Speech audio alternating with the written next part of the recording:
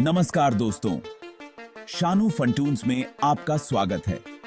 आज हम जानेंगे कि आखिर अंटार्कटिका में लोग क्यों नहीं रहते। बहुत से लोग सोचते हैं कि क्या अंटार्कटिका में कभी इंसान रह पाएंगे।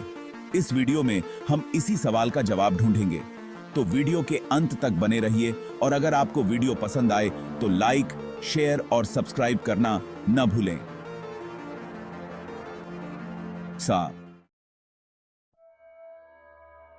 दोस्तों, अंटार्कटिका हमारी पृथ्वी का सबसे ठंडा महाद्वीप है। यहाँ का तापमान 60 डिग्री सेल्सियस से भी नीचे चला जाता है। अंटार्कटिका में बारिश नहीं होती, सिर्फ बर्फ ही बर्फ होती है।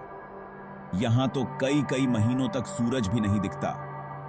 जरा सोचो, महीनों तक अंधेरा, चारों तरफ बर्फ और कड़कड़ाती ठंड। क्या ऐसी जगह पर कोई इंसान रह सकता है? जाहिर सी बात है, ऐसी जगह पर जीना बहुत ही मुश्किल है। इंसानों के लिए बनी चीजें भी इस ठंड में काम करना बंद कर देती हैं। मशीनें जम जाती हैं, बैटरी जल्दी खत्म हो जाती हैं। दोस्तों, अंटार्कटिका में सिर्फ ठंड ही नहीं, बल्कि यहाँ की तेज हवाएं भी इंसानों के लिए खतरनाक होती हैं। ये हवाएं इतनी तेज होती हैं कि आपको उड़ा कर ले जा सकती हैं। इन तेज हवाओं के साथ आते हैं बर्फीले तूफान, जिन्हें ब्लिजर्ड कहते हैं। ब्लिजर्ड में बर्फ इतनी तेजी से गिरती है कि कुछ दिखाई नहीं देता। ये हवाएं और बर्फीले तूफान अंटार्कटिका में रहना और भी मुश्किल बना देते हैं। इन तूफानों में फंसकर कई लोग अपनी जान गंवा चुके हैं। तेज हवाओं की वजह से अंटार्कटिका में हवाई जहाज उड़ाना भी खतरनाक होता है।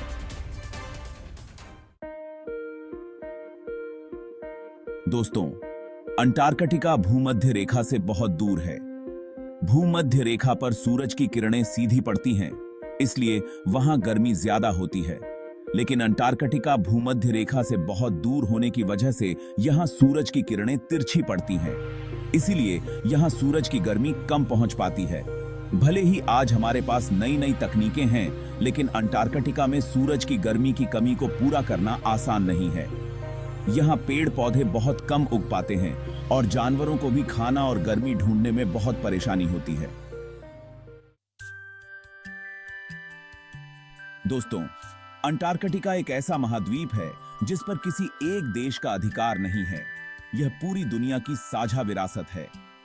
1949 में कई देशों ने मिलकर अंटार्कटिक संधि पर हस्ताक्षर किए थे। इस संधि के हिसाब से अंटार्कटिका का इस्तेमाल सिर्फ शांति के लिए किया जा सकता है। यहाँ किसी भी तरह की फौजी गतिविधि पर रोक है। साथ ही यहाँ कोई भी देश अपना सैन्य अड्डा नहीं बना सकता। अंटार्कटिक संधि के तहत अंटार्कटिका का इस्तेमाल सिर्फ वैज्ञानिक खोज के लिए किया जा सकता है। यहाँ अलग अलग देशों के वैज्ञानिक साथ मिलकर काम करते हैं। इसलिए अंटार्कटिका पर किसी एक देश का अधिकार न होने के कारण यहाँ लोगों को बसाना कानूनी तौर पर मुश्किल है। दोस्तों, अंटार्कटिका के जीव भी उतने ही अनोखे हैं जितना यह महाद्वीप खुद। यहाँ ऐसे जीव पाए जाते हैं जो दुनिया में कहीं और नहीं मिलते। पेंगुइन अंटार्कटिका के सबसे मशहूर जीव हैं।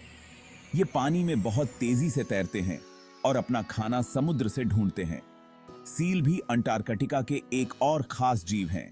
ये ज्यादातर समय पानी में ही रहते हैं और मछलियों और दूसरे समुद्री जीवों को खाते हैं।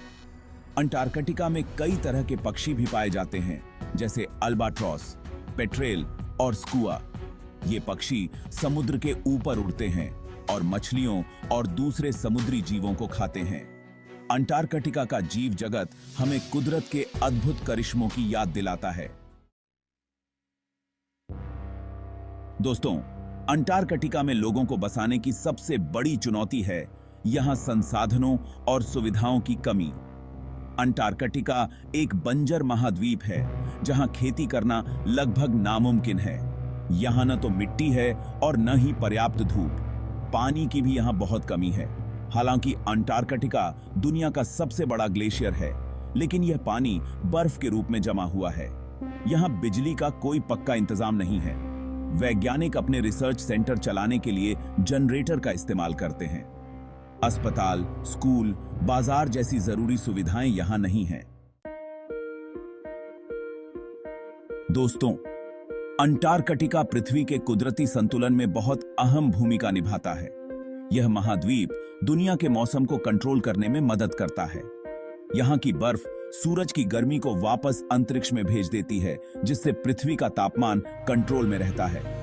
अंटार्कटिका में दुनिया का सबसे बड़ा ग्लेशियर है, जिसमें दुनिया का लगभग 70% मीठा पानी जमा है।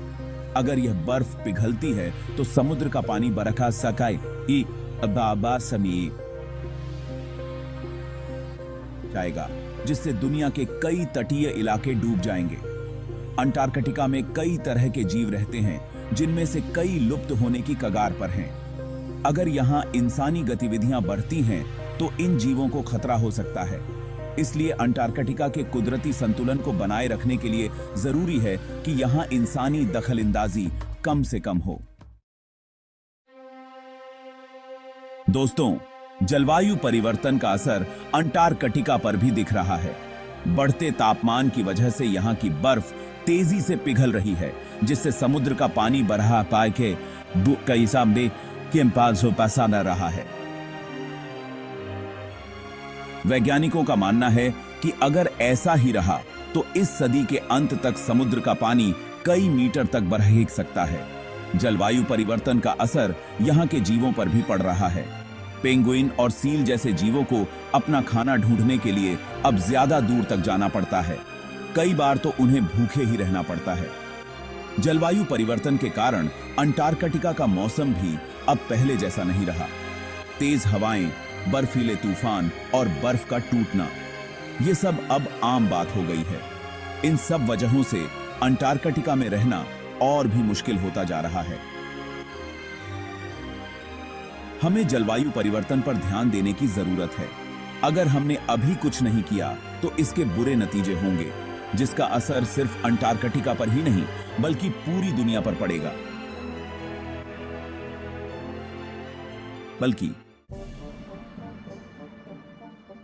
दोस्तों, अंटार्कटिका अपने आप में एक रहस्यमय महाद्वीप है। यहां ऐसी कई जगहें हैं जहां आज तक कोई नहीं जा पाया।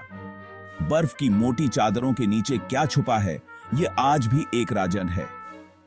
कई लोगों का मानना है कि अंटार्कटिका में पुरानी सभ्यताओं के निशान दबे हुए हैं। कुछ लोग तो यहां तक कहते हैं कि यहां एलियंस रहते हैं। हालांकि इन बातों का कोई पक्का सबूत नहीं मिला है। अंटार्कटिका में कई झीलें हैं जो हजारों सालों से बर्फ से ढकी हुई हैं। वैज्ञानिकों का मानना है कि इन झीलों में ऐसे जीवाणु हो सकते हैं जो दुनिया में कहीं और नहीं पाए जाते। इन जीवाणुओं की स्टडी से हमें पृथ्वी पर जीवन की शुरुआत को समझने में मदद मिल सकती है। अंटार्कटिका के रहस्य हमें अपनी तरफ खींचते रहते हैं। यह महाद्वीप हमें याद दिलाता है कि दुनिया में अभी भी बहुत कुछ ऐसा है जिसके बारे में हम नहीं जानते। हमें उम्मीद है कि भविष्य में हमें अंटार्कटिका के इन रहस्यों को सुलझाने का मौका मिलेगा। तो दोस्तों, जैसा कि आपने देखा, अंटार्कटिका में रहना बच्चों का खेल नहीं है। कड़कड़ाती ठंड, तेज हवाएं, संसाधनों की कमी और जलवायु परिवर्तन जैसे कई कारण इसे इंसानी बस्तियों के लिए ठीक नहीं बनाते। हालांकि तकनीक में तरक्की के साथ ही अंटार्कटिका में इंसानी गतिविधियां भी बरहच रही हैं। वैज्ञानिक यहां नई नई खोज कर रहे हैं और इस महाद्वीप के बारे में हमारी जानकारी बढ़ा रहे हैं। लेकिन यह याद रखना जरूरी है कि अंटार्कटिका एक नाजुक पारिस्थितिकी तंत्र है। हमें यहां ऐसा कुछ नहीं करना चाहिए जिससे यहां के वातावरण को नुकसान पहुंचे। अगर आपको यह वीडियो पसंद आई हो तो लाइक, शेयर और सब्सक्राइब करना न भूलें। हमारे चैनल शानू फनटून्स पर ऐसे ही और भी मजेदार टॉपिक्स के बारे में जानने के लिए जुड़े रहें। तो मिलते हैं अगली वीडियो में एक नए और रोमांचक टॉपिक के साथ।